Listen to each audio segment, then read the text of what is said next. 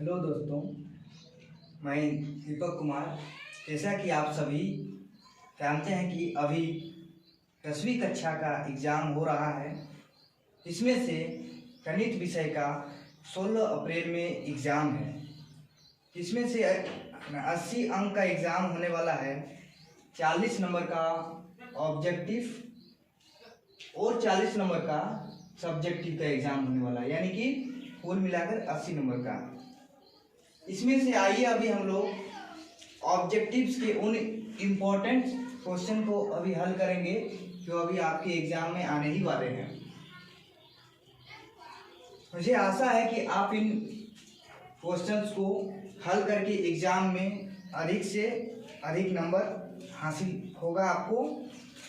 और फिर हम लोग इसके आगे भी और एक वीडियो लेकर आएंगे, वो होगा आपका सब्जेक्टिव वाला। तो आइए दोस्तों, हम लोग स्टार्ट करते हैं ऑब्जेक्टिव क्वेश्चंस को।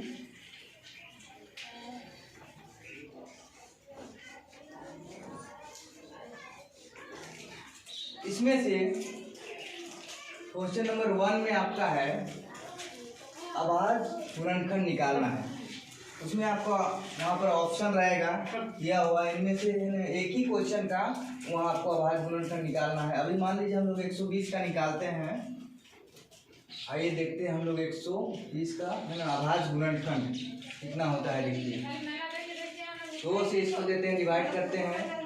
2 से 12 0, फिर 2 से देते हैं 3 दूनी 60, फिर 2 से देते हैं 15, 3 से देते हैं 3 पचे 15, 5 से देते हैं तो 1। यानी हमारे पास आ गया आभाज्य गुणनखंड 2 मल्टीप्लाई 2 मल्टीप्लाई 2 मल्टीप्लाई 3 मल्टीप्लाई 5। यानी कि ये हमारा आंसर हुआ। ये आपका जो वहां पर ऑप्शन में रहेगा, इस ऑप्शन में आपका ये आंसर रहेगा, है ना, वो आपका आंसर होगा।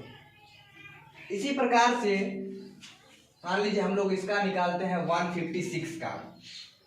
इसमें देखिए 156 का जब हम लोग यहाँ निकालेंगे तो 7 14 2 8 16, फिर 2 से देंगे 2 तिया 6, 2 9 18, 3 से देंगे 3 एकम 3, 3 तिया 9, 13 से देंगे 13 एकम 13।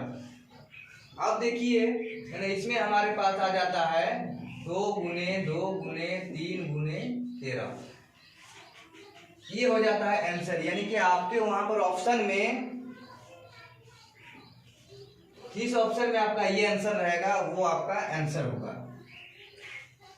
इसी प्रकार दोस्तों हम लोग का ऑब्जेक्टिव में पहला क्वेश्चन, पहला है ना 1 नंबर में ही हमारा रहेगा आभाज्य गुणनखंड। इस प्रकार से आपको यदि ये आभाज्य गुणनखंड समझ में आ गया है और तो आपका यहाँ पर हम बोल सकते हैं कि आपका 1 नंबर आ जाएगा। इसके बाद आइए दोस्तों हम लोग फिर अगले क्वेश्चन को देखते हैं। 2 संख्या दिया हुआ है 306 और 657 दिया हुआ है। इसका कौन यानी कि एचसीएफ, इसका एचसीएफ आपके यहाँ दिया हुआ है 9, और है ना इसी का हम लोगों को है ना एलसीएम निकालना है। एलसीएम यानी कि उसी को हिंदी से यहाँ लिखे हैं 10, यानी कि लघुत्तम समावर्तक। किस प्रकार हम लोग यहाँ निकालेंगे, देखिए 2 संख्याओं का जब महत्तम यानी कि एचसीएफ आपके पास रहेगा और उसका हमें जब लघुत्तम निकालना हो, सीधे से हम दोनों संख्याओं को इंटू कर देंगे। कितना संख्या है हमारे पास, पहली संख्या है 306, दूसरी संख्या है 657।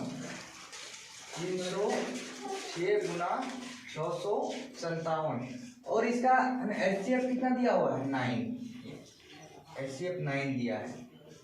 इससे हम इसको ये डिवाइड कर रहे हैं 9 तिया 27, 936, यानी कि इसको हम लोग इंटू करेंगे।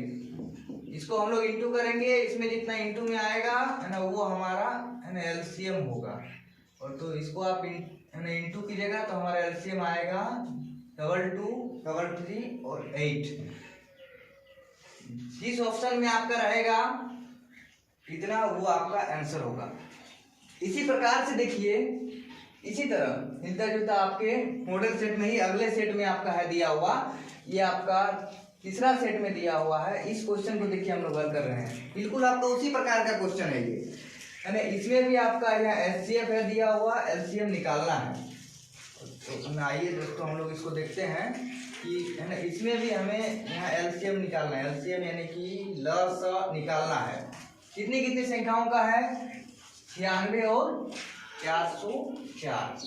तो हम लोग ये दोनों संख्याओं को आपस में इंटू कर देंगे और फिर यहाँ पर हमारे पास एचसीएफ कितना है? 4 से डिवाइड कर देंगे। 4 से देखिए हम लोग इस संख्या को डिवाइड कर रहे हैं तो यहाँ इजीली डिवाइड हो जाएगा। 4 1 जा 4, 0, 4 1 जा 4। इसको हम लोग यहाँ पर इंटू करेंगे, है ना। इसका इंटू आपके पास अभी जितना आएगा वो आंसर होगा। देखिए हम लोग इसको इंटू कर देते हैं आसान से। 101 गुने 86, 0 6 1 9 0 9 9 6 9 6 9, यानी कि इसका आंसर हमारे पास कितना आ गया? 9696। जो भी ऑप्शन में आपका इतना रहेगा वो आपका आंसर होगा। यानी कि है ना, हमारे पास ये दोनों क्वेश्चन एक ही टाइप से हैं और ये ऊपर वाला में इसमें हम लोगों ने सीखा अभाज्य गुणनखंड। अब देखिए अब हम लोग आगे बढ़ते हैं। यहाँ पर एचसीएफ निकालना है हमें। कितनी कितनी संख्याओं का एचसीएफ निकालना है? 15 और 25 का एचसीएफ निकालना है। किस प्रकार हम लोग यहाँ एचसीएफ निकालेंगे आइए देखते हैं। जैसे कि हम लोग 15 और 25 का एचसीएफ निकालना है। 15 को हम लोग कितना लिख सकते हैं? 3 गुने 5 गुने 1। 25 को हम लोग लिख सकते हैं 5 गुने 5 गुने 1, है ना। इसमें से है ना एचसीएफ निकालने का ये नियम है कि जो दोनों में दो संख्या आपस में मिलती हो, है ना, उसमें से एक संख्या लिखेंगे। यहाँ देखिए 1 और 1 दोनों में मिल रहा है, 5 और 5 दोनों में मिल रहा है, और तो यहाँ पर हमारा एचसीएफ हो जाएगा। ये दोनों संख्या में एक संख्या लिखेंगे, है ना, ये दोनों संख्या में एक संख्या लिखेंगे, यानी हमारा एचसीएफ कितना हो जाएगा? 5।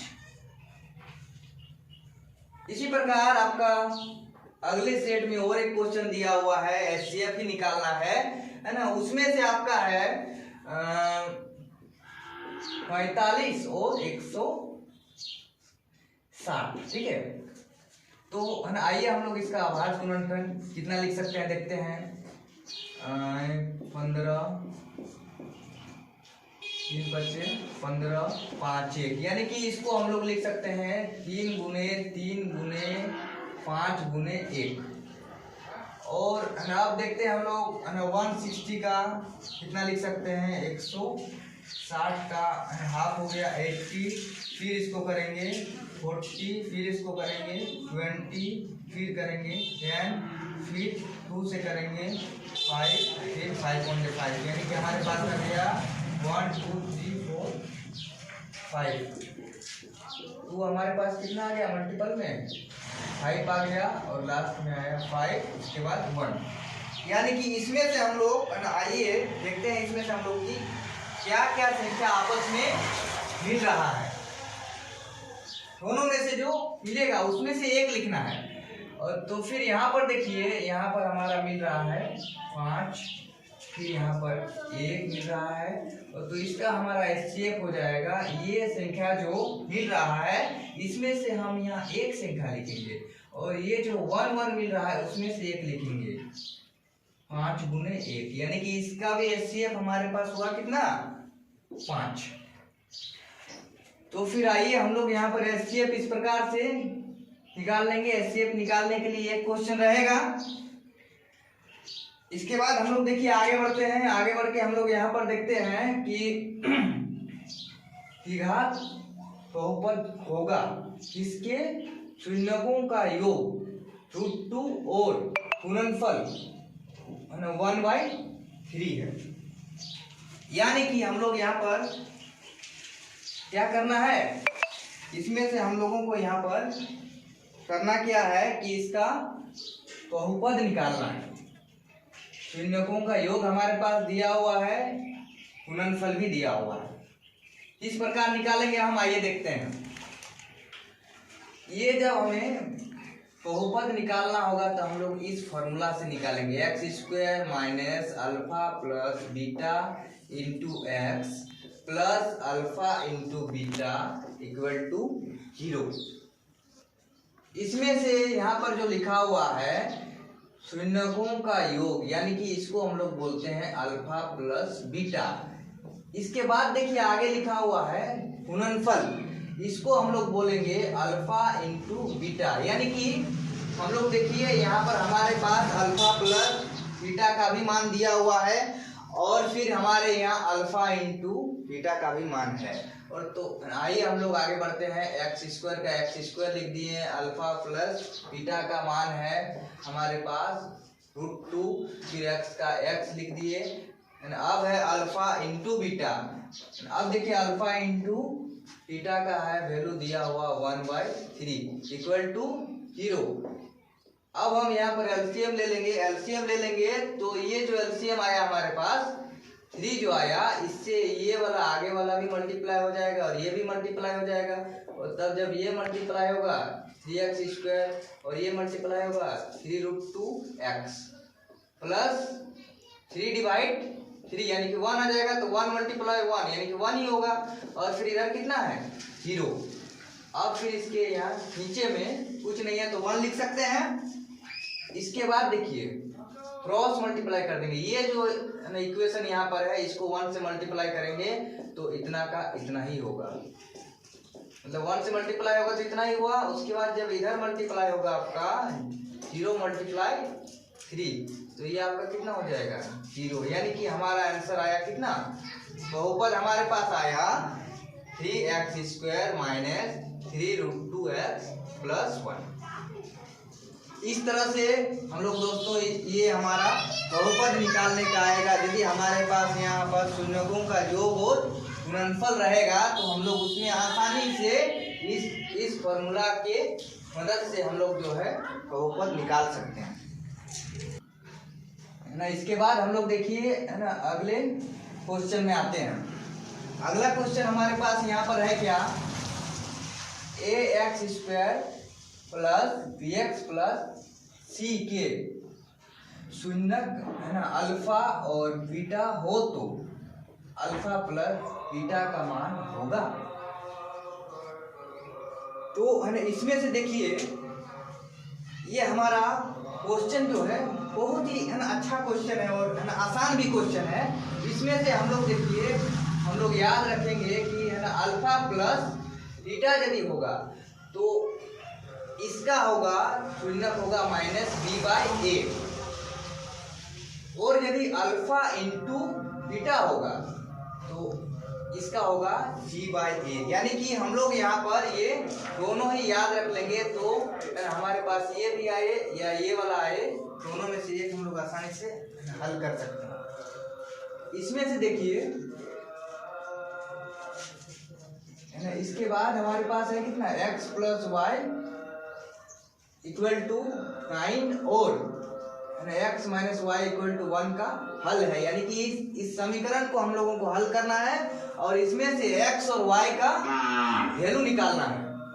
किस प्रकार वैल्यू निकालेंगे देखिए, एकदम इजीली निकाल सकते हैं। x + y = 9 और x - y = 1। इसमें देखिए y कैंसिल आउट हो गया, x और x 2x 9 और 1 10, यानी कि x हमारे पास निकल के आया 5।